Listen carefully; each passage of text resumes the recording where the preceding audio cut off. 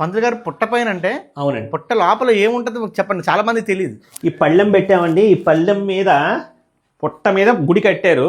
ఆ పైన ఫ్లోరింగ్ అండి, లోపల పుట్ట ఉంటుందండి. బయటకు వస్తూ ఉంటారండి. చాలా సార్లు వచ్చారండి. మా మిస్సెస్ ఇక్కడ కార్యక్రమం జరిగినప్పుడు కూడా ఇక్కడ పసుపు పొట్లం పెట్టినప్పుడు పసుపు పొట్లం స్వయంగా ఆయన లోపలికి లాక్కు వెళ్ళడం అనేది మేము కళ్ళతో చూసాము. ఇక్కడ చార్లు అవి కూడా పడ్డాయండి. నేను, మా అత్తయ్య గారు, మా మామయ్య అందరూ కూడా చూడడం జరిగింది. మొత్తం అందరూ ఇటు అందరూ చూడడం కూడా జరిగిందండి. ఓకే.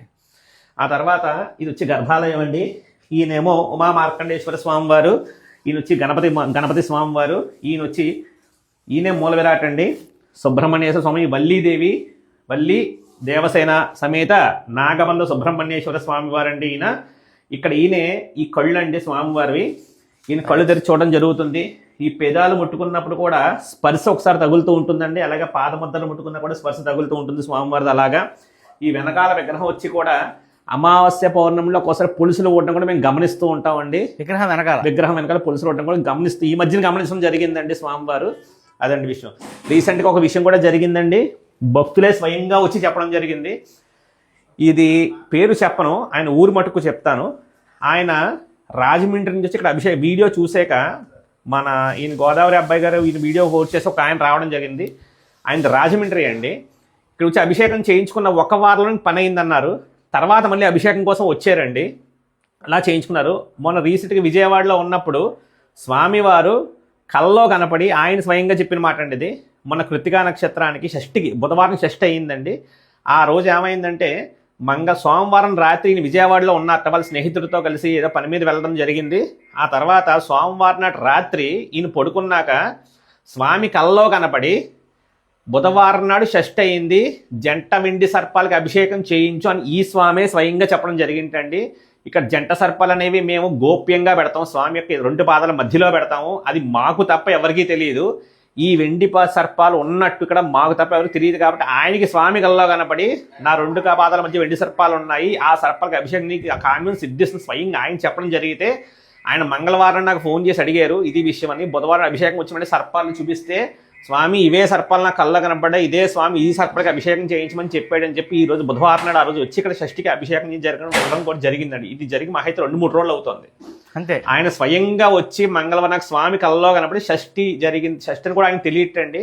బుధవారం షష్ఠి అయింది, అక్కడ జంట సర్పాలు ఉన్నాయి నా పాదాల మధ్యలో, వాటికి అభిషేకం చేయించారు స్వయంగా ఆయన. ఈయనకి చెప్తే ఈయన అక్కడి నుంచి రావడం, వచ్చి అభిషేకం చేయించుకుని మళ్ళీ వెళ్ళడం, ఆయన ఆనందంతో పరచించుకోవడం కూడా జరిగిందండి. ఇలా ఒకటి కాదండి, చాలా వందల మీద జరిగాయండి. ఉదాహరణకు 2-3 చెప్పాం మీకు అంతేనండి. ఈ నవంబర్ 26, 2025 అంటే బుధవారం నాడు సుబ్రహ్మణ్యేశ్వర స్వామి షష్ఠి జరగబోతుంది. ఆ రోజు విశేషమైన అభిషేకాలు స్వామికి జరుగుతాయి. ఈ షష్ఠి రోజు ఎవరైతే స్వామిని దర్శించుకుని అభిషేకాలు చేయించుకుంటారో వారికి సంతానం లేని వారికి సంతానం, ఆరోగ్య సమస్యలున్న వారికి నివారణ, కోర్టు సమస్యలున్న వారికి పరిష్కరణ జరుగుతుంది. కాబట్టి ఈ 26/11/2025 అంటే నవంబర్ 25న ఈ షష్ఠిని మాత్రం అస్సలు మిస్ చేసుకోవద్దు. ఇక్కడ ఈ ఆలయం గొప్పతనం ఏంటంటే అప్పట్లోనే ఈ ఆలయాన్ని పుట్టపైన నిర్మించారు, మీ అందరికీ తెలిసిందే. అందులో భాగంగా పంతులు గారు ఇవన్నీ ఏంటి ఒకసారి మీరు చెప్పండి. ఇవి ఏంటంటేనండి, ఇది తులసికోట. ఇక్కడ హోల్స్ ఉంటాయి, రంధ్రాలు ఉంటాయండి. ఈ పుట్ట మీద గుడి కట్టారు కాబట్టి స్వామివారు వచ్చి వెళ్తూ ఉండడానికి అనుగుణంగా ఇక్కడ హోల్స్ ఏర్పాటు చేయడం జరిగింది. ఈ ద్వారం గుండానే వెళ్ళొస్తూ ఉంటారు. మనకి ఏమైనా నిదర్శనం కావాలి అనుకుంటే రాత్రి ఇలాగ ఇటు 2 అటు 1 హోల్ ఉందండి. అక్కడ వరిపిండి కానీ పసుపు కానీ వేస్తే పొద్దునకి చార పడుతుంది, స్వామి వచ్చి వెళ్ళిన చార పడుతుంది. అక్కడ చాలాసార్లు జరిగాయండి. ఈ హోల్స్ స్వామి వచ్చి వెళ్ళడం కోసం అది ఏర్పాటు. పంతులు గారు ఇంకొక ఇంపార్టెంట్ విషయం అండి, చెప్పండి. ఇప్పుడు మనకి ఈ ఆలయంలో ఇప్పుడు ఈ సర్పం ఎప్పుడైనా సరే అంటే అది 14 అడుగుల సర్పం అంటే అది ఇంకోటి కూడా దాని జాతి కూడా ఒక దేవతా సర్పం అండి. నార్మల్ గా ఎక్కడ చూసింది కాదని చెప్తున్నారు. అవునండి. రెండో పాయింట్ ఏంటంటే ఇది ఎవరినైనా కాటేయడం కానీ ఎవరికైనా హాని చేయడం కానీ ఇప్పుడు దాకా చరిత్రలో జరిగింది. ఈ రోజుల్లో ఈ 90 సంవత్సరాల్లో ఉన్న గుడి చుట్టుపక్కల గ్రామాలు చెప్పడం బట్టి 90 సంవత్సరాల్లో కూడా చుట్టుపక్కల ఏ గ్రామస్తుడు కూడా సర్ప కాటికి బలైనట్టు ఎక్కడ చరిత్ర లేదండి. ఏ సర్పం కాటికి నేను ఇంకో విషయం నిదర్శనం చెప్తానండి. నా జీవితంలో జరిగిన రీసెంట్ గా మొన్న డిసెంబర్ జనవరిలో జరిగిన విషయం చెప్తానండి. నేను ఇక్కడ భక్త మండపంలో కూర్చుని గాయత్రి జపం చేసుకుంటున్నాను. ఇక్కడ అందరూ ధాన్యం ఎండబెట్టుకుంటున్నారు రైతులు. ఎండబెట్టుకుంటుంటే ఇక్కడ భక్త మండపంలో ఒక పువ్వు ఉంటుందండి. పువ్వు మీద కళ్ళు మూసుకుని జపం చేసుకుంటే స్వామి అక్కడ నిలబడడం జరిగింది. ఆ తోక వచ్చి ఇక్కడ దాకా ఉండడం జరిగింది. నేను స్వయంగా కళ్ళతో చూశానండి. అక్కడ నిలబడడం జరిగింది. నేను కూడా ఒకసారి స్టన్ అవ్వడం జరిగింది. ఆ తర్వాత నేను నమస్కారం చేసుకుంటే ఆయనే మళ్ళీ అక్కడి నుంచి మీకు ఒక 10 సార్లు కనిపించుంటారా? నాకు 70 సార్లు కనిపించుంటారండి ఆయన. అయ్య బాబాయ్, 70 సార్లు పై మాటే. ఆ నూతిని అక్కడ నుయ్యి చూపిస్తామండి మీకు, అక్కడ నుయ్యి చూపిస్తాం మీకు. ఆ నుయ్యిని 3 చుట్లు చుట్టి పడగెప్పడం స్వయంగా నాతో పాటు పాలకొల్లో ఒక ఆయన ఉన్నారు, ఆయన స్వయంగా చూశారండి. పాలకొల్లో ఒక ఆయన ఉంటారు, రిటైర్డ్ ఎంప్లాయీ ఆయన. తొలి ఏకాదశి నాడు వచ్చారు, అక్కడ నూతిని 3 చుట్లు చుట్టి పడగెప్పడం నాతో పాటు ఆయన కూడా చూసి సాయంత్రం పూట చూడడం జరిగింది. స్వయంగా మేమిద్దరం కూడా భయపడి వెంటనే పరిగెట్టడం కూడా బయటికి జరిగింది. ఇది మేము స్వయంగా కళ్ళతో చూసిన సాక్ష్యం అండి ఇది. అందరికీ నమస్కారం. గోదావరి అబ్బాయి ఛానల్కి స్వాగతం. ఎంతో మందికి కోర్టు సమస్యలు, సంతాన సమస్యలు, వివాహ సమస్యలు, ఎన్నో సమస్యలు తీర్చిన అద్భుతమైన ఆలయం ఇది. ఓన్లీ సమస్యలు తీర్చడమే కాదు, ఇక్కడ మీకు ప్రత్యక్షంగా సుబ్రహ్మణ్యేశ్వర స్వామి మనకు ఒక సర్పరూపంలో దర్శనమిస్తారు. ఎన్నో అద్భుతాలు ఈ మధ్య కాలంలో కూడా జరిగిన ప్రదేశం అన్నమాట ఇది. మనతో పాటు ఆలయ ప్రధాన అర్చకులు ఏకైక అర్చకులు సత్యనారాయణ శర్మ గారు అయితే ఉన్నారు. మీకు వెనకాల ఆలయం కనిపిస్తుంది కదా, ఇదే ఆలయాన్ని నేను ఒక సుమారు పంతులుగా నేను ఒక సంవత్సరం ముందు సంవత్సరం ముందు వచ్చినప్పుడు ఈ ఆలయం ఇలా లేదు వాస్తవం చెప్పాలంటే. ఇంకో విషయం చెప్తున్నాను, ఈ ఆలయం యొక్క చరిత్ర ఒక్కసారి మనకి శర్మ గారి నోటి ద్వారా తెలుసుకుందాం. ఈ ఆలయం దరిదాపు 90 సంవత్సరాల చరిత్ర గల ఆలయం అండి. ఇక్కడ స్వామి సర్పరూపాన్ని సంచరిస్తూ ఉండేవారు. సుమారు ఈ గుడి కట్టి ఒక 65 సంవత్సరాలు అవుతుంది. ఈ గుడి కట్టడానికి ముందంటే స్వామి ఇలా సంచరిస్తూ ఉండగా ఒక రైతు కళ్ళలో కనపడి, కూలి పని చేసిన రైతు కళ్ళలో కనపడి ఇక్కడ కోవెల కట్టాల్సిందిగా స్వామివారు అక్కడ ఆ రైతుని ఆజ్ఞాపించారు. అప్పుడు ఈ రైతు ఈ గ్రామ పెద్దల దగ్గరికి వెళ్ళి విషయం చెప్పగా గ్రామ పెద్దలందరూ కూడా అందరూ కలిసి ఈ ఆలయాన్ని నిర్మించడం జరిగింది. ఈ ఆలయాన్ని నిర్మించాక స్వామి ఇంకా బయట సంచరించడం మానేసి గర్భగుడిలోనే పొట్టు ఉంటుందండి, పొట్ట మీదే స్వామివారి కోవెలు నిర్మించడం జరిగింది. ఆ పొట్టలోనే ఉంటారు ఆయన. ఆయన వయసు వచ్చి 90 సంవత్సరాలు ఉంటుంది. స్వామి అటు ఇటు కూడా సంచరిస్తూ ఉంటారు. ఇటు అంటే 90 సంవత్సరాలు అంటే 90 సంవత్సరాలు అంటే వీళ్ళకి తెలిసి 90 సంవత్సరాలు, మాకు తెలిసి 90 సంవత్సరాలు అండి. ఆయన వయసు ఎంత ఉంటే తెలియదు. ఒకప్పుడు ఇక్కడ మనకి పొట్ట లేనప్పుడు స్వామివారు ఇక్కడ ఉండేవారు, అంటే సర్పరూపంలో అందరికి కనిపిస్తుంది. లేనప్పుడు ఇక్కడ స్వామివారి పొట్ట మీద ఉండేవారు. పొట్ట మీద భజనలు కూడా చేసిన చాలా మంది స్వామిని ముట్టుకుని కూడా దండం పెట్టుకునేవారండి. ఇప్పటికి కూడా పంతులు గారు మనకి సర్పం కనిపిస్తుంటుంది. సర్పం కనిపిస్తూనే ఉంటుందండి. రెగ్యులర్ గా నాకు 50-60 సార్లు పైన కనపడింది. మా ఆవిడకి ఒక 10 సార్లు కనపడింది. ఎంత సుమారు అంటే ఆ సర్ప రూపం ఎలా ఉంటుంది అంటారు? ఒక 14 అడుగుల దాకా ఉంటుందండి. ఒక 2 అరచేతుల పడగ విప్పుతాము, 2 అరచేతుల పడగ ఉంటుంది. నుయ్యి ఉంటుంది. నుయ్యిని అయితే 3 చుట్లు చూడడం మేము కళ్ళతో చూసామండి. తొలి ఏకాదశి నాడు 2 సంవత్సరాల క్రితం గుడికి వచ్చిన కొత్తలో తొలి ఏకాదశి ఇక్కడ నుయ్యి ఉంటుంది. నుయ్యిని 2-3 చుట్లు చుట్టి పడగ విప్పడం మేము కళ్ళతో చూసాం. ఇంకా ఈ ఆలయం విశిష్టత చూసుకుంటే చాలా మందికి కొన్ని అద్భుతాలు జరిగినాయి. ఈ ఆలయంలో చాలా మందికి అద్భుతాలు ఏంటంటేనండి, మెయిన్గా సంతానం కానీ, ఆరోగ్యం కానీ, దీర్ఘకాలిక వ్యాధులు కానీ, కోర్టు సమస్యలు కానీ, చదువు కానీ, ఇలాంటి ఏ ఆటంక ప్రతిబంధకాలు, పితృదోషాలు కానీ, సర్పదోషాలు, సర్పశాపాలు, సర్పహత్య దోషాలు ఏమున్నా కూడా ఇక్కడ వచ్చి స్వామిని దర్శించుకుని ఇక్కడ చాలా హోమాలు కూడా, కుజదోష పరిహార్థం, సర్పశాంతి కోసం హోమాలు జరుగుతూ ఉంటాయండి. అలాగే సంతానం కోసం నవగ్రహ హోమాలు, అన్ని రకాల హోమాలు జరుగుతూ ఉంటాయి. ఇక్కడ వాళ్ళ యొక్క జాతకాలు బట్టి పరిశీలించుకుని ఆయా హోమాలు చేసుకుని చాలామంది కూడా పనులు జరిగాయని చెప్పి చాలామంది చెప్పారు. అదేవిధంగా ఇక్కడ ఒకసారి మేము దేవుడి దీపారాధన కోసం ఒక ఆవిడ ఈ గ్రామంలోని వెస్ట్ గోదావరి భీమవరంకి సంబంధించిన ఆవిడ నూనె ఇవ్వడం జరిగింది దీపారాధన పెట్టమని. అప్పుడు ఆవిడే స్వయంగా చెప్పిన మాట ఏంటంటే, ఆవిడకి కళ్ళలోనే స్వామి కళ్ళలో కనబడి నువ్వు ఇచ్చిన నూనె వాడు నాకు దీపం పెడతానని చెప్పి ఆమె కళ్ళలో స్వయంగా చెప్పడం జరిగింది. ఆమె స్వయంగా ఈ మాట వచ్చి మాకు చెప్పడం జరిగింది. అలాగే స్వామి చాలామంది కళ్ళలో కనబడి చాలా రకాలుగా ఆయన కావాల్సిన చేయించుకుంటూ ఉంటారు. అలాగే చాలా ప్రాశస్త్యం కలిగిన ఆలయం అండి ఇది. ఇక్కడ ఒక విషయం మీరు తెలుసుకోవాలి. నేను ఒక 4-5 సార్లు వచ్చాను, అంతకన్నా ఎక్కువ వచ్చాను, నాకు కూడా ఎగ్జాక్ట్గా గుర్తులేదు. కానీ ఇక్కడ వచ్చిన ప్రతిసారి ఏదో ఒక అద్భుతం జరుగుతూనే ఉంటుంది. అంటే మాకే గుర్తుండవు, అన్ని జరుగుతుంటాయి. మనకి లోపల విగ్రహం కొంతమందికి చూస్తుంటే, భక్తులు చూసినప్పుడు కళ్ళు తెరవడం కానీ. ఇక్కడ విషయం ఏంటంటే స్వామివారు అక్కడ ఏంటంటేనండి కళ్ళు తెరిచి చూడడం కూడా జరుగుతుంది. చాలా మంది భక్తులు కూడా ఆ విషయం గమనించారు. అందుకనే హారతి పెట్టినప్పుడు స్వామివారి ముఖానికి ముందు పెడతాం, స్వామి కళ్ళు తెరిచి చూసినట్టు కనపడుతుంది. ఒక్కొక్కసారి మేము కూడా స్వామికి నివేదన చేసినప్పుడు ఈ పెదాలు తుడుస్తున్నప్పుడు మాకు చర్మం మెత్తగా తగులుతున్నట్టు, లేదంటే పాదాలు స్పృశించినప్పుడు ఒక్కొక్కసారి మెత్తగా తగులుతున్నట్టు జరుగుతూ ఉంటుంది. విగ్రహం కూడా మేము గమనిస్తూ ఉండగా కూడా వెనకాల నుంచి పొలుసులు ఊడడం లాంటిది కూడా మొదలుపెట్టిందండి. అది అమావాస్య పౌర్ణంలో పొలుసులు కూడా ఊడుతున్నట్టు మేము గమనించడం జరిగింది. ఇక్కడ స్వామి సాక్షాత్తు విగ్రహం అని అనడం కన్నా జీవం అనేది చాలా ఉత్తమమైన పదం. అది స్వామివారి ఇక్కడ జీవంతో ఉండి నిక్షిప్తమై ఉన్నారండి. స్వామి అంటే మన పేర్లు అయ్యి మనం చెప్పొద్దు. ఇంకో విషయం కూడా చెప్తున్నా, శర్మ గారికే ఎన్నోసార్లు స్వామి కళ్ళలో కనపడి మాట్లాడడం జరిగింది. ఆయనకి ఇష్టం ఉండదు వాస్తవం చెప్పడానికి. బట్ ఏదైనా మీ అనుభవం ఒక్కటి, మీ పర్సనల్ అనుభవం కూడా ఒకసారి చెప్పండి. నేను నా అనుభవం చెప్తాను. నేను ఈ గుడిలో వచ్చిన దరిదాపు ఇప్పుడు 100 పైన అనుభవాలు జరిగాయండి. అంటే స్వామివారి గురించి చెప్పడం సమంజసం కానీ, అంటే భక్తుల కోసం చెప్పాల్సి వస్తుంది. నా తండ్రి స్వయాన నాకు జన్మించిన తండ్రి ఆయన kidneys failure, liver failure, heart failure, lung ఫెయిల్యూర్తో బాధపడుతూ ఆ రోజు మంగళవారం వచ్చింది, గుడి కూడా వదిలేసి నేను వెళ్ళి హాస్పిటల్లో చూపించడం జరిగింది. డాక్టర్ గారు కూడా ఇంకా బతకరు అని చెప్పేశారు.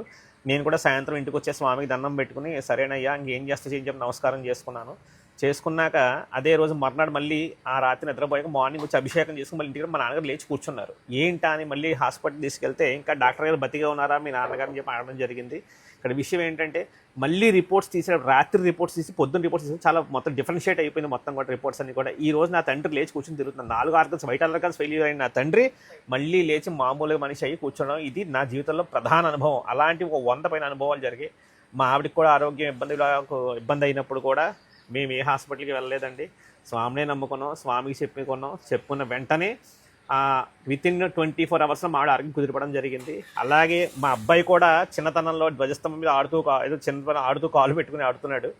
వితిన్ 2 అవర్స్లో ఆ కాలు మళ్ళీ కూడా చెక్కుపోవడం కూడా జరిగింది. నిదర్శనం కూడా ఎలా ఉంటుందంటే ఇక్కడ 24 అవర్స్ తిరగని రిజల్ట్ వస్తుందండి. ఇక్కడ మంచి అయినా చెడైనా సరే ఇక్కడ స్వామి సాక్షాత్ కళ్ళతో చూస్తూ ఉంటారు. ఇది పరమ అక్షరమైన సత్యం అండి. ఇది మనం చెప్పిన వింటారు, కళ్ళతో చూస్తారు. అన్నీ కూడా మేము నైవేద్యం కూడా పట్టుకెళ్ళినప్పుడు వెయిట్ కూడా వేయడం జరిగింది. లోపలికి పట్టుకెళ్ళి నివేదనకు ముందు ఒక వెయిట్ ఉంటుంది, నివేదన చేసాక బయటకు వస్తే ఒక వెయిట్ ఉంటుందండి.